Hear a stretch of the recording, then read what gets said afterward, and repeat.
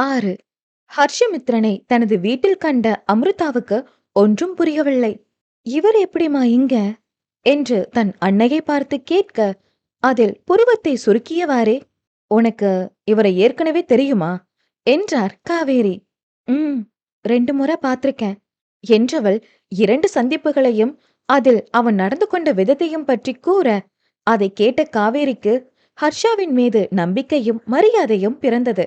அதில் பேசத் துவங்கியவர், இவர்தான் அமிர்தா, நான் சொன்ன ஹர்ஷமித்ரன். உன்னை கல்யாணம் பண்ணிக்க நினைக்கிறாரு. அத பத்தி உன்கிட்ட பேசத்தான் இங்க வந்திருக்காரு என்றதும் அமிர்தாவுக்கு அதிர்ச்சியே.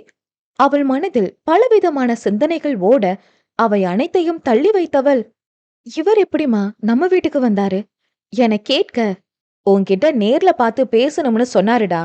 அந்த தம்பிய அவரோட அப்பா அம்மாவையும் கூட்டிட்டு வர சொல்லிதான் நம்ம வீட்டு அட்ரஸ கொடுத்தேன். ஆனா உன்கிட்ட பேசின அப்புறம்தான் எந்த முடிவையும் எடுக்க முடியும்.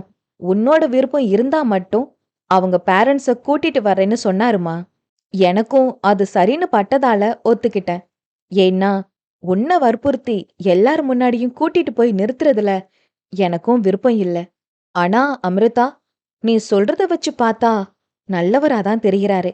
நம்ம ஆத்யாவையும் நல்லா பார்த்து பாருன்னு தோணுதுமா. உன்னோட பிடிவாதத்தையும் நெகட்டிவ் தாட்ஸையும் விட்டுட்டு ஒரே ஒரு முறை எனக்காக அந்த தம்பிக்கிட்ட பேசி பாருடா என்றவர் அந்த இடத்தை விட்டு விலகிச் செல்ல, அவனுடனான இந்த 2 சந்திப்புகளையும் பற்றி யோசித்து பார்க்கையில் ஹர்ஷாவிடம் எந்த தவறான நோக்கமும் இருப்பதாக அவளுக்கு தோன்றவில்லை. 2 முறையுமே ஆத்யாவுக்காகத்தானே என்னை திட்டினான் என்று யோசித்த வண்ணமே அவள் இருக்க, அவள் அறையின் முன்னே வந்து நின்றான் ஹர்ஷா. உங்ககிட்ட நான் கொஞ்சம் பேசணும். என் கூட வெளியில வர முடியுமா என்று முகத்துக்கு நேரே அவன் கேட்டுவிட, என்ன பதில் சொல்வது என்று தெரியாமல் திரு திருவென விழித்தவளை, வாங்க போகலாம் என்றுவிட்டு அவள் பதிலுக்காக காத்திராமல் வாயிற்புறம் முன்னேறி நடக்க துவங்கினான் அவன். வேறு வழியின்றி தானும் அவன் பின்னே சென்றவளுக்கு காரின் முன்பக்க கதவை திறந்துவிட்டவன் ஓட்டுநர் இருக்கையில் சென்று அமர்ந்து கொண்டான். ஆத்யா எங்க என்று கேட்டவனை வியப்பாக பார்த்தவள், அவ தூங்கிட்டு இருக்கா என்றதும், சரி, தூக்கத்திலிருந்து விழிக்க இன்னும் எவ்வளவு நேரம் ஆகும்? இன்னும் 1 மணி நேரம் ஆகும். அதுக்குள்ள பேசி முடிச்சிடலாம் என்றவன் அருகில் இருந்த காஃபி ஷாப்பிற்கு அவளை அழைத்துச் சென்றான். காஃபி ஷாப்பின் உள்ளே நுழைந்தவர்கள் எதிரெதிர் நாற்காலிகள் அமர்ந்து கொள்ள, அங்கு வெயிட்டர் மெனு கார்டை அவனிடம் நீட்ட, எனக்கு எஸ்பிரஸோ, உங்களுக்கு என கேட்க, எனக்கு கார்டமம் டீ என்றாள் அமிர்தா. அதை கேட்ட பணியால், ஓகே சார் என்றுவிட்டு அங்கிருந்து நகர்ந்து சென்றுவிட, அமிர்தா அவனை நேருக்கு நேர் பார்க்கவே தயங்கியவள் அங்கும் இங்கும் தன் பார்வையை சுழலவிட்டாள். ஹர்ஷாவுக்கும் எப்படி பேச்சை ஆரம்பிப்பது என்று தெரியவில்லை. எப்படியும் ஆரம்பிச்சுதானே ஆக வேண்டும் என்றெண்ணியவன் என்று தனது குரலை செருமிக்கொண்டு, அமிர்தா, நான் ஹர்ஷமித்ரன். ஹர்ஷமித்ரன் ரெஸ்டாரண்ட் ஓனர். நம்ம ஃபர்ஸ்ட் டைம் மீட் பண்ணினோமே, ஒரு ரெஸ்டாரண்ட், அது என்னோடதுதான் என்று கூற, அமிர்தாவின் விழிகளோ வியப்பில் விரிந்தன. மேலும் தொடர்ந்தவன், எனக்கு 4 வருஷம் முன்னாடியே டிவோர்ஸ் ஆகிடுச்சு. நான் டிவோர்ஸுக்கான ரீசனையோ இல்ல என்னோட எக்ஸ் ஒய்ஃப் பத்தின டீட்டெயில்ஸையோ ஷேர் பண்ணிக்க விரும்பல. அதே போல நீங்க என்கிட்ட உங்க பாஸ்ட் லைஃப பத்தி சொல்லணும்னு நான் எதிர்பார்க்கல என்று கூறியவனை வித்தியாசமாக பார்த்தாள் அமிர்தா. அதை புரிந்து கொண்டவன், ஏன்னா கடந்த காலம் எதுவா இருந்தாலும் அது முடிஞ்சிடுச்சு. முடிஞ்சு போன விஷயத்த பத்தி பேசுறதுல எந்த பிரயோஜனமும் இல்ல. எதிர்காலத்துல அந்த நினைவுகளை ஒரு பாரமா தூக்கி சுமக்க வேண்டாம்னு நான் நினைக்கிறேன். இது என்னோட ஒப்பீனியன் தான். ஒருவேளை என்னோட பாஸ்ட் லைஃப பத்தி நீங்க தெரிஞ்சுக்கணும்னு விருப்பப்பட்டா நான் சொல்ல ரெடி என்று கூறிட, படபடவென அவன் பேசி முடித்ததும் அம்ருதா என்ன பதில் கூறுவது என புரியாமல் தடுமாறினாள். "ஆ, அது அது வந்து" என அவள் தயங்கிட, ஃபீல் ஃப்ரீ அம்ருதா, என்கிட்ட பேச நீங்க தயங்க வேண்டிய அவசியம் இல்ல என்றதும், நீங்க கல்யாணம் பண்ணிக்கணும்னு நினைச்சா யார வேணும்னாலும் பண்ணிக்கலாமே. ஏன் ஒரு குழந்தையோட இருக்க என்ன கல்யாணம் பண்ணிக்க நினைக்கிறீங்க? சிம்பிள். ஏன்னா எனக்கு உங்கள பிடிச்சிருக்கு. ஒரு பொறுப்பான தைரியமான பொண்ணா உங்கள பார்த்ததுனால நீங்க என் வாழ்க்கை துணையா வந்தா நல்லா இருக்கும்னு நான் நினைக்கிறேன். ஆனா, ஒரு குழந்தைக்கு அம்மாவா இருக்க நான் எப்படி உங்கள கல்யாணம் பண்ணிக்க முடியும்னு நீங்க நினைக்கிறீங்க? ஏன்? ஒரு குழந்தைக்கு அம்மான்னா ஒருத்தர கல்யாணம் பண்ணிக்க கூடாதா என்ன? ஒருவேள நம்ம கல்யாணமே பண்ணிக்கிட்டாலும், உங்களோட பார்வையில என்னோட குழந்தை வேற ஒருத்தரோட பொண்ணா தானே தெரியவா? அதில் புருவத்தை உயர்த்தியவன், என்னோட பார்வை எப்படி இருக்கும்னு நீங்களே முடிவு பண்ணிட்டா எப்படி? இந்த கல்யாணத்துக்கு நீங்க சம்மதிச்சா, நம்ம கல்யாணம் நடந்த அப்புறம், நீங்க என்னோட மனைவி. ஆத்யா என்னோட சொந்த குழந்தை தான். எந்த இடத்துலயும் நான் அவள வேற ஒருத்தரோட குழந்தையா பார்க்கவே மாட்டேன். பேசுறதுக்கு எல்லாமே நல்லா இருக்கும்.